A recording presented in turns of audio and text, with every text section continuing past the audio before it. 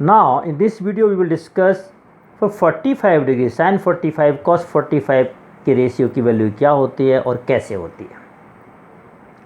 For 45 degree what we are doing, हम एक isosceles angle बनाते हैं। ये राइट एंगल है और ये दोनों साइड बराबर रख लें। क्लियरली जब ये 90 और ये दोनों साइड बराबर हैं तो ये हर एक एंगल कितने कितने का होगा, 45। इसको हमने a मान लिया a, तो by using Pythagoras theorem A C square equal to A square plus A square 2a square A C equal to a√2, ये बन जाएगी a√2 और ये एंगल क्या है 45। तो अब निकाल लो साइन 45 डिग्री। साइन 45 डिग्री क्या होगा, perpendicular upon hypotenuse a b upon a c, a upon a√2, a b upon a√2, a cut गया 1/√2। साइन 45 कितना होता है 1/√2। कॉस 45 बेस अपॉन पर हाइपोटेन्यूस ए अपॉन a√2 से 1/√2। tan 45 perpendicular upon base a upon a, that is 1। Cot 45 a upon a 1, ठीक है। sec 45 hypotenuse upon base a√2 upon a, √2 आएगा, like this √2। So all the 6 ratios you can find for 40 degree. So 40 degree हमारा clear हो गया। अब हम आपको बताते हैं 0 और 90 डिग्री के लिए वैल्यू रेशियोज क्या होंगे। फिर हम इन सबकी एक टेबल बनाएंगे और सिस्टमेटिकली हम इनका यूज़ करेंगे। 0 पे आते हैं। 0 में हमने क्या देखा, सपोज दिस रे इज टर्मिनेटिंग रे, this is moving like this. ये एंगल थीटा है, ठीक। ये एंगल कितना है थीटा, और यहाँ से परपेंडिकुलर डाला, ये ए एम है, ये ओ है। तो जैसे साइन थीटा इक्वल टू कितना हुआ, A M upon O A. Cos theta equal to कितना हुआ, O M upon O A,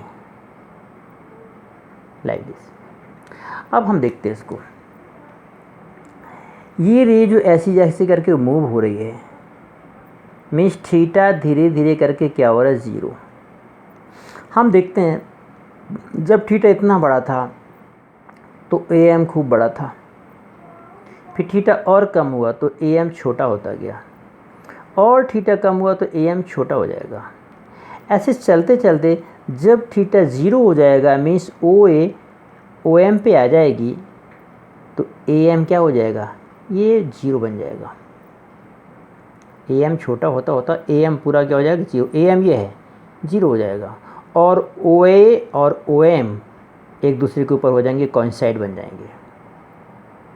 means when theta equals to 0 then A M becomes 0, perpendicular क्या हो जाएगा 0, and O A equals to O M, और O a और O M कैसे हो जाएंगे, इक्वल हो जाएंगे,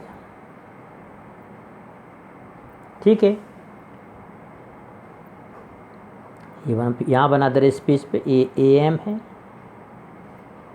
तो ये जब 0 हो जाएगा नीचे तो ए एम क्या हो जाएगा 0, ये पूरा ऐसे करके करते करते पूरा 0 हो जाएगा। ए एम परपेंडिकुलर 0 हो जाएगा, हाइपोटेन्यूस से बेस आपस में क्या हो जाएंगे equal.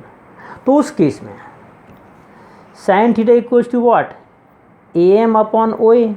Sign theta is what, a M upon O a, है कि नहीं, और थीटा तो क्या है 0, तो ए एम क्या हो जा रहा है 0, तो 0 अपॉन ओ ए मतलब 0, तो साइन 0 की वैल्यू 0, क्योंकि perpendicular upon hypotenuse, when theta 0 है तो परपेंडिकुलर क्या हो गया 0, so that's why A M equals to 0, 0 upon hypotenuse means 0।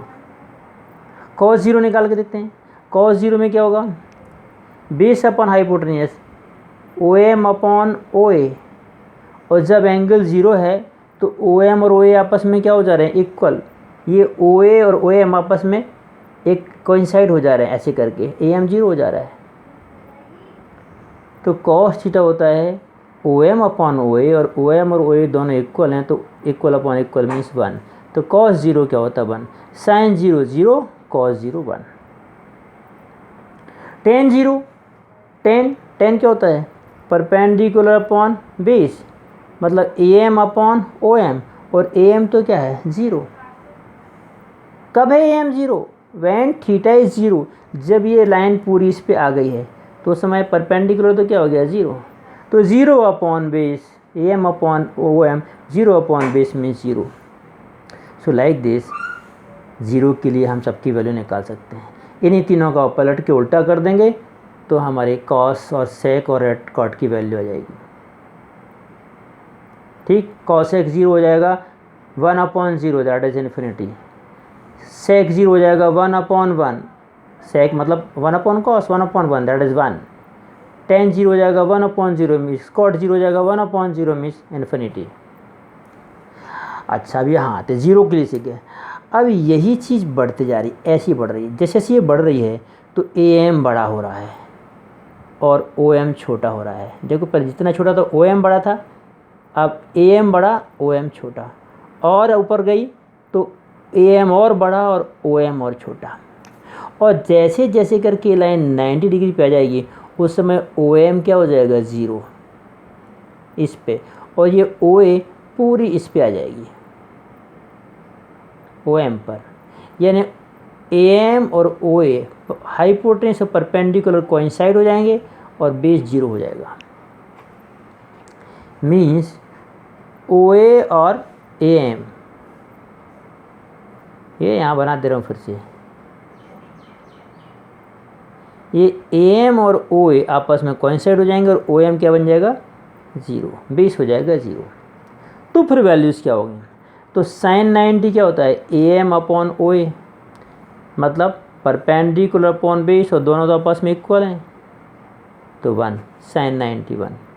Cos 90 O M upon A M, मतलब 0 upon O A, 0 upon O A that is 0 upon O A मतलब 0, क्योंकि ओ M तो क्या हो जा रहा है 0 हो जाएगा। जब ये 90 पे घूमेगी तो ये पूरा 0 हो जाना ओ एम। ठीक है, ये ओ एम 0 हो रहा है तो 0 अपॉन ओ ए मतलब 0। तो साइन 91 और cos 90 0। Tan 90 perpendicular upon O M, तो परपेंडिकुलर क्या है ए एम और ओ एम क्या है 0, समथिंग अपॉन 0 मीन्स 90, टेन 90 बन जाएगा।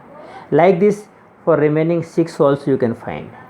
सो in this way geometrically we have learn sin 30 cos 30 sin 45 30 degree 60 degree 45 degree 0 degree and 90 degree के लिए ट्रिग्नोमेट्रिक रेशियोज़ की वैल्यूज़ क्या होती हैं।